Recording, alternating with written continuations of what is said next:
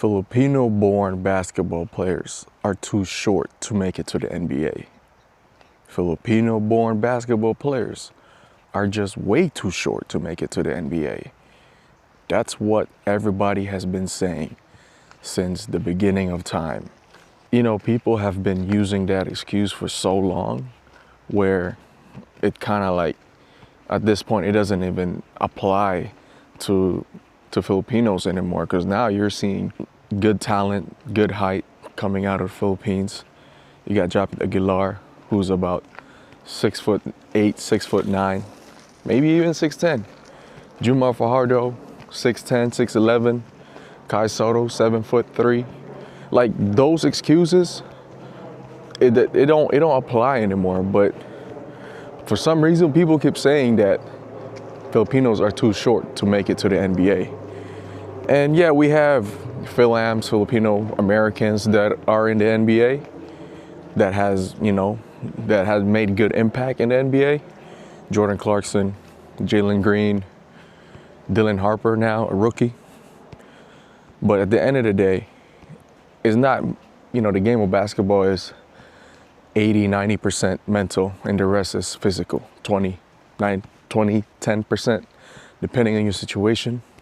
And if you want to increase the chances of a Filipino-born basketball player making it to the NBA, like this video and subscribe to my channel.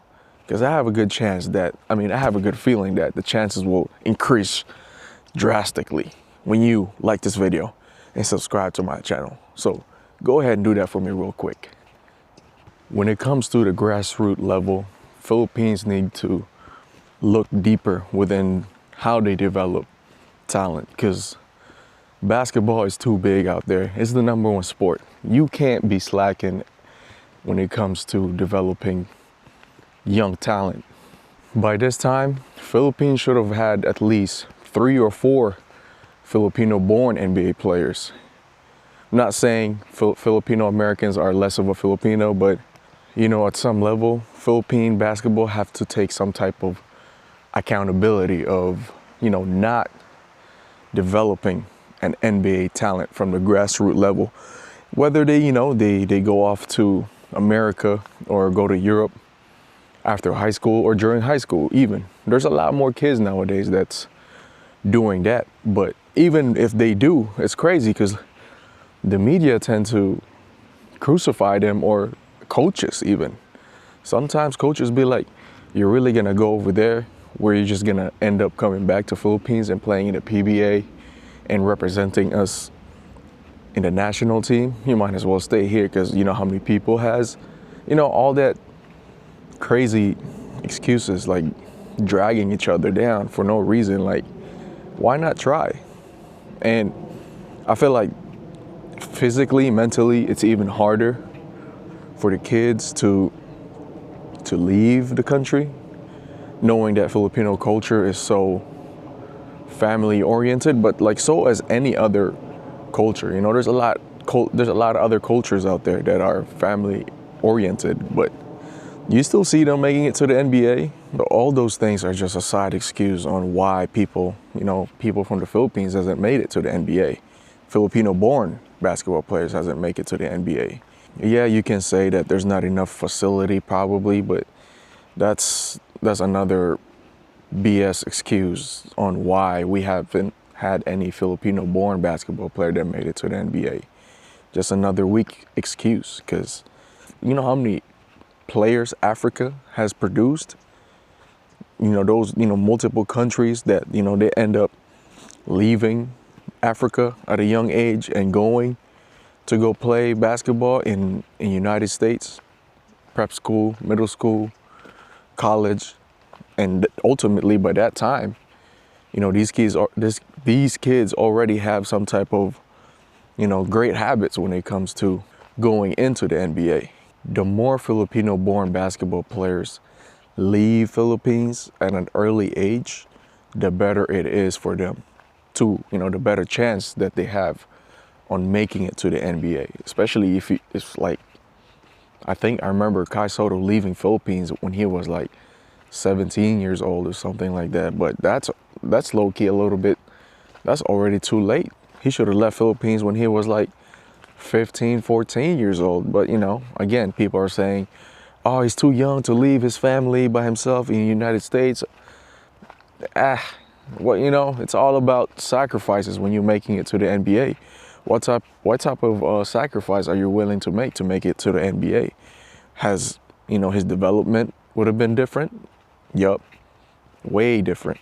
If Philippines really want to have a Filipino-born basketball player that made it to the NBA, they gotta leave before 17, because going over there 17, even 16 years old, that might be a little bit too late. 16 might be like the latest, but you gotta develop and be around some type of organization to help you develop not just your skills, but your overall habits as a basketball player. Because it's quite obvious that Philippines grassroots level, they're not doing a very good job of developing kids. Their way of teaching over there, it's still in the 90s. It's not catching up to the modern day of basketball worldwide. Nothing wrong with playing basketball like you're in the 90s, but it doesn't really translate to, you know, if you're trying to play basketball at the highest level and compete around the world. And we have great talent. Philippines has great talent when it comes to basketball. Great rhythm, great ball handling skill, just overall, the skill is there. But it's more of the mindset and the overall approach. And that hasn't been really, you know, it's not taught. It's decades behind. And it's a shame because there's a lot of talented players, young players that are coming out of Philippines, but their skill set are not being, you know, developed properly. That's why they end up going to different countries. You know, it's like your typical third world country when it comes to anything. They can't develop any type of skill, whether that's profession, like any type of profession. If there could be like an organization that could really send kids to a prep school, maybe 5 to 10 kids a year, you know, before, you know, they're 17 or even 16 years old. If they could have 5 to 10 kids every year to get sent in America or Europe, you're gonna have at least 2 kids every year making it to the NBA. Yeah, it might, you know, that's making it to the NBA. It is a very, very slim shot, but the more kids you send over there, the more opportunity that they're gonna have when it comes to making it to the NBA. And I don't understand why nobody has done that. Instead, when these kids do it independently, they get crucified by grown men, by coaches, by the media. It's like, oh, why he going over there? Why he can't develop here? Obviously not. He can't develop there as a basketball player that's trying to making it to the NBA. Never done it. So what you gotta do? Get the hell out of there. As corrupt Philippines is in, you know, the government level, you know, economically, whatever, it's corrupt across the board. It's also corrupt in basketball. You know, you got coaches out here that are getting paid by the parents.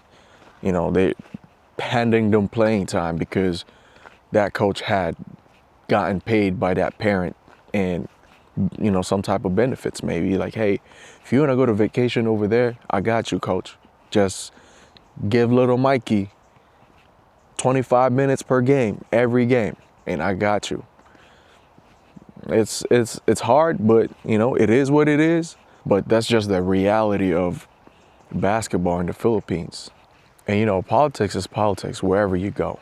And there's always going to be some type of politics in life because that's just human nature. It would be nice to see a Filipino-born basketball player because that impact will be like Manny Pacquiao type of impact to the Philippines, especially if that person performs and, you know, he delivers every night and one of the main guys, which is most likely will probably happen because, as we know, the NBA it's all about, you know, what type of buzz do you have coming into the NBA. If you have the right buzz, People will give you opportunities in the league because you got eyeballs on you. In the NBA, it's all about eyeballs because it's the business. It's a business-driven association. And that's just what it is. If it's a city that doesn't have a lot of Filipino population, I'm telling you, Filipino people will move there, bro. Just to witness history or just to witness that person's career of becoming the first Filipino-born basketball player. I know for a fact people will move there. Filipino people will move to that state or to that city. So what about you guys? Do you guys think that there's going to be a Filipino-born NBA player in the next 5 to 10 years? Let me know in the comment section. And I also have this video about Kai Soto. It should pop up somewhere on your screen right now. And I will see you in the next video.